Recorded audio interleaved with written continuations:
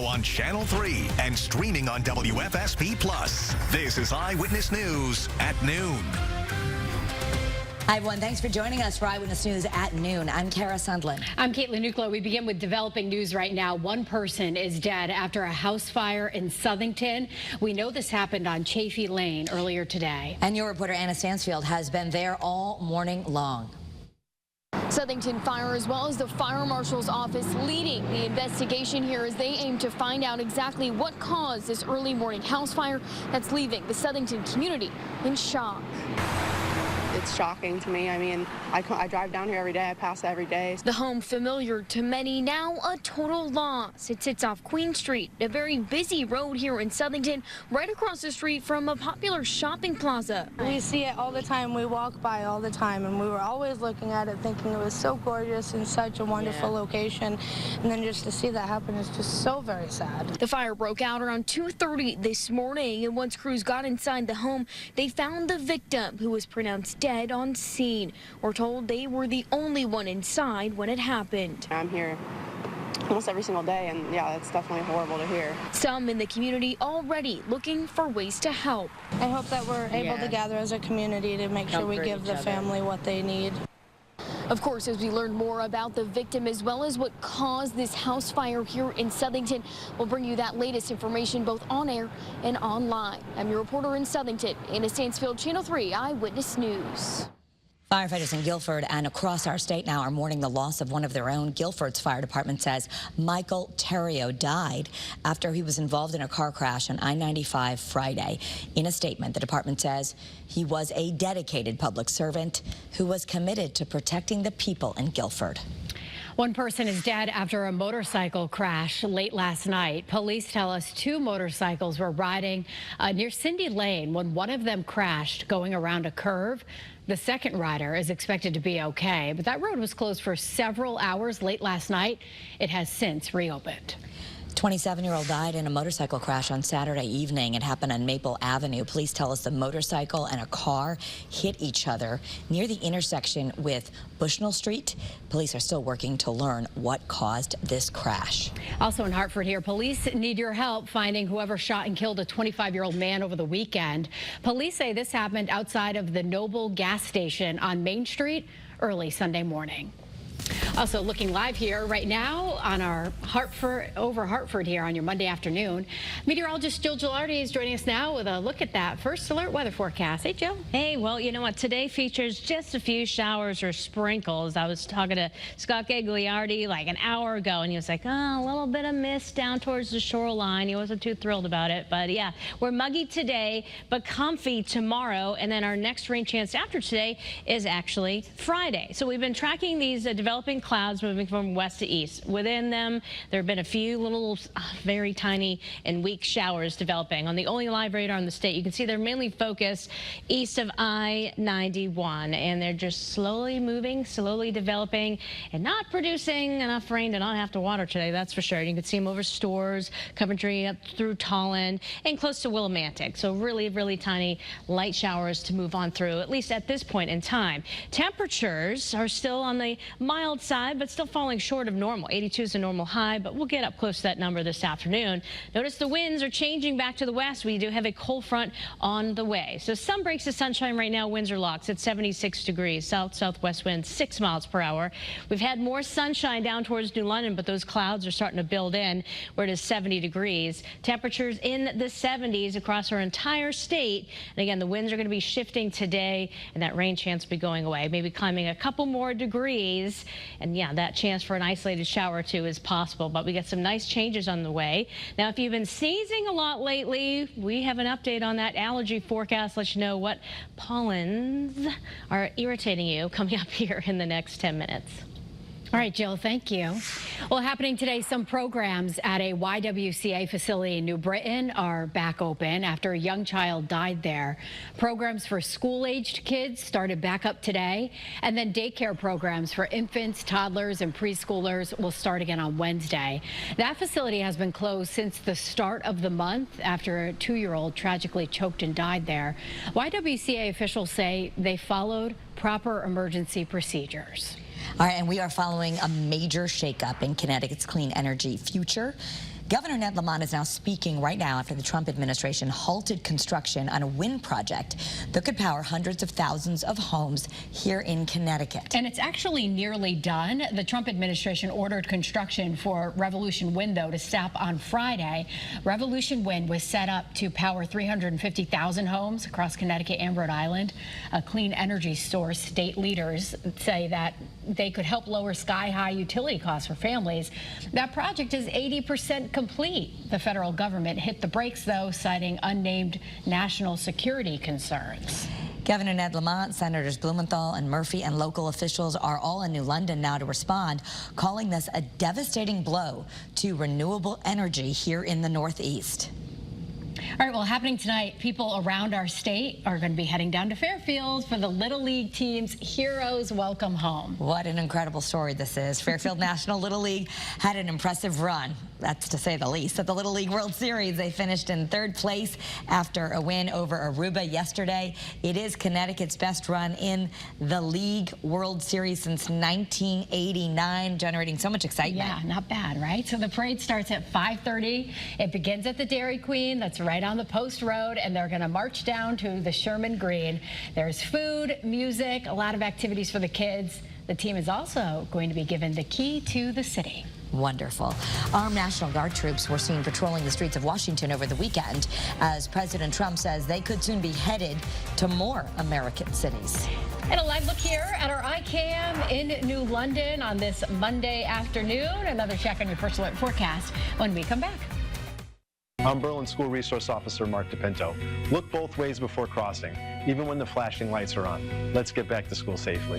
This 3 Cares message is brought to you by the Connecticut Police Chiefs Association, policeapp.com, and Speed Enforcer, powered by DACRA Tech. See the difference for yourself. Reach out to your eczema specialist today. And developing news now, Kilmar Abrego Garcia turned himself into an ICE field office in Baltimore today, and it became a media spectacle. He was surrounded by a massive crowd as he went inside and then hugged his family. His attorney says he was immediately taken into custody. He now faces possible deportation to Uganda after declining a government plea deal. Abrego Garcia has become the face of President Trump's immigration sweep after he was mistakenly sent to a prison in El Salvador. The administration claims he is a member of the MS-13 gang, which he denies. President Trump is threatening to deploy National Guard troops to other U.S. cities, including Chicago, Baltimore, and New York, as part of the administration's so-called crackdown on crime nationwide. Folks in Washington, D.C. are now seeing armed soldiers on the streets in what is seen as an escalation of the president's federal takeover of the nation's capital. A military official tells CBS News fewer than 50 of the guardsmen will be carrying weapons. All right, we're just waiting for this cold front to go through to get rid of that muggy air. But if you have plans outside this afternoon, we'll let you know if rain might mess them up. That's all coming up in your first alert forecast. All right, now let's give you a look at your midday stock numbers. And the Dow is down today, 241 points, trading at 45,390. We'll be right back.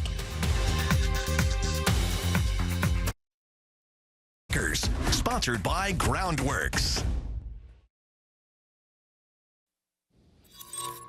Well, you have a shot at winning hundreds of millions of dollars tonight. Yeah, does that have your attention, right? The Powerball jackpot is now $750 million. That is the 10th largest prize in the game's history. So if you took the lump sum, it would leave you with almost $340 million. There's another drawing tonight. And your odds of winning that grand prize, just in case you're wondering, hey, you know, can't win if you don't play, but it's 1 in 292 million, ladies. Well, our rain chance may be just a little higher than that, but it's not looking very impressive today. Good afternoon, everyone.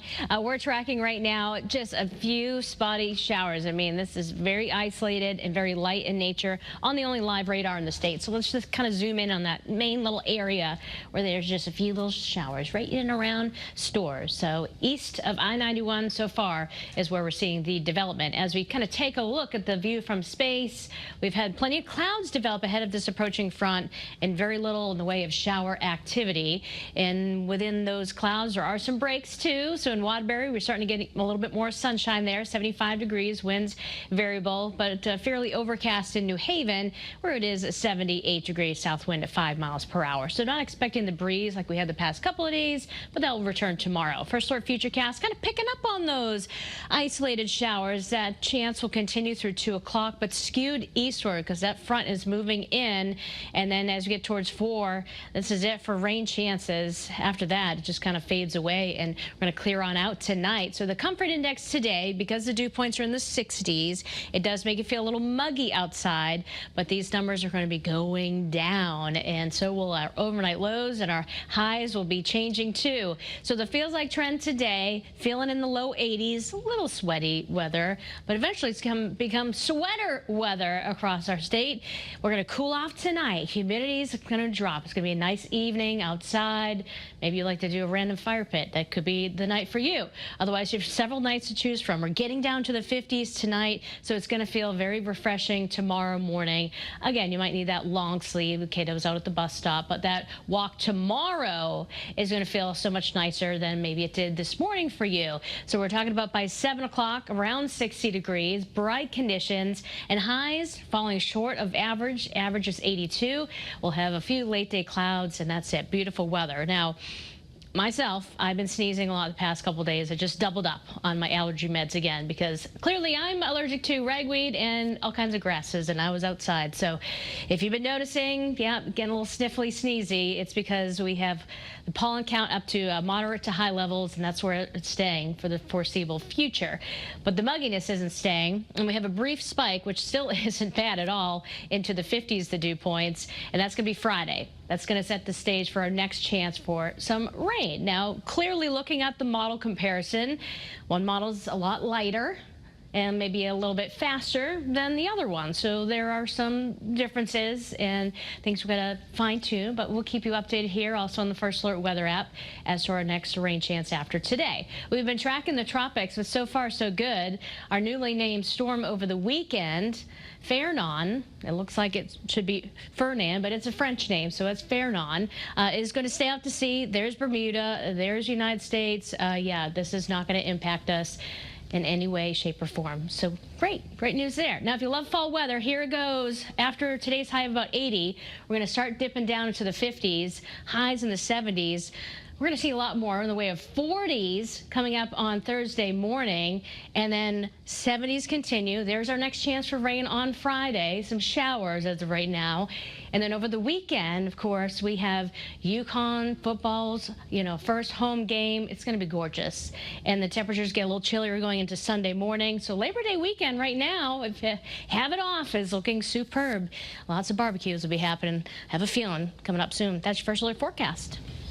All right, Jill, thanks. Well, still to come here, local students heading back to school today. We're going to introduce you to some of the new technology that Waterbury is using to keep track of attendance and a new cell phone policy in Hamden.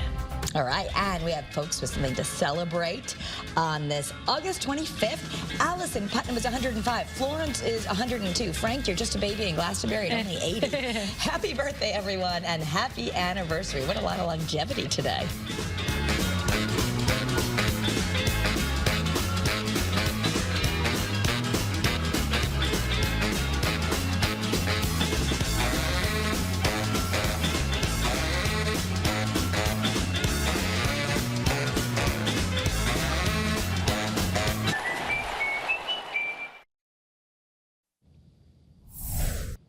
Channel 3 is your back-to-school authority. Summer break is over now for some students. Classes are back in session in just a few school districts today. Your reporter Taylor Knight is in Waterbury, where today was day one for students and teachers.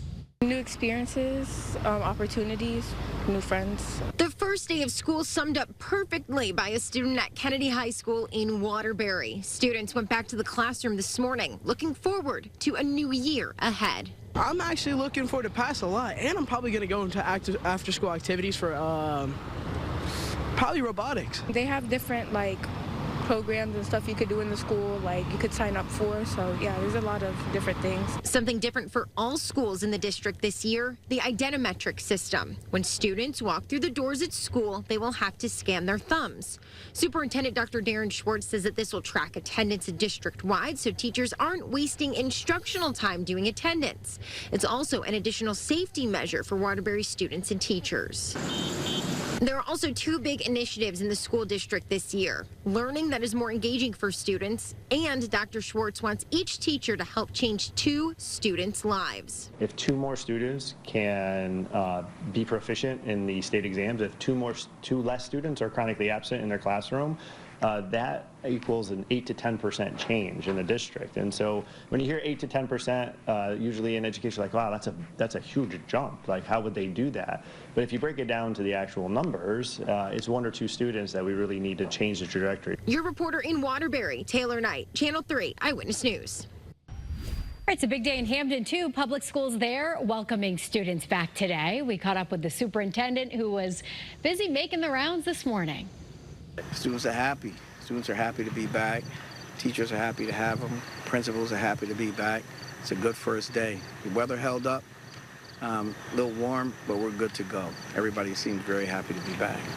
All right, my alma mater there. One major change that students will have to get used to is the district's new cell phone policy. Phones are off limits to kids between kindergarten and 8th grade. High schoolers will be allowed to check their phones, but only in the hallway between their classes. All right, and we do have an important consumer alert to let you know about right now. More than 20,000 cans of 7-Up are being pulled from shelves, all for being mislabeled. That's almost 2,000 cases of the zero sugar tropical soda from a bottler in Alabama. The FDA says cans labeled zero sugar actually had the full sugar version. That could be dangerous for a diabetic. All right, check your pantries there. Let's take a live look now at our iCam in New Haven. What to expect for the rest of the day and the rest of the week here in your First Alert forecast when we come back. I'm Caitlin Francis with This Day in Connecticut History. Popular talk show and game show host Regis Philbin was born on August 25th, 1931. He and his wife, Joy, became residents of Greenwich in 1992. They lived in town until about 2020 when he died at the age of 88 in a Greenwich hospital. Don't miss Labor Day mattress deals at Raymore Flanagan.